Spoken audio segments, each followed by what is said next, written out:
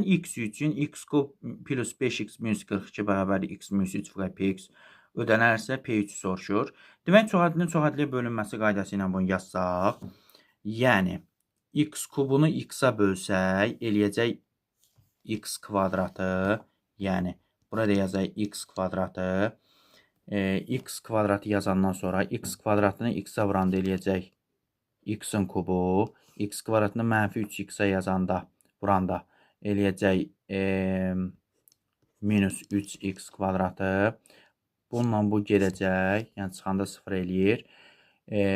5x minus mənfi 3x kvadratı eləyəcək 3x kvadratı plus 5x. Təbii ki, indi 3x kvadrat plus 5x-i x minus 3-ə bölsək, təbii ki, bu qədər eləyəcək 3x. 3x-i x-a vursaq, burada çıxma var. 3x kvadratı 3x-i da mənfi 3-ə vuranda eləyəcək mənfi 9x.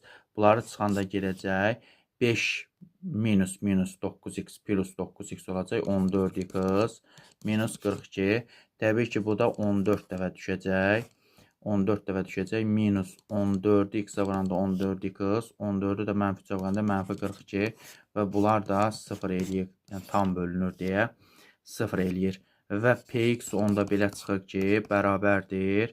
Px çoxadlısı x kvadratı plus 3x plus 14. P3-ü tapın deyir.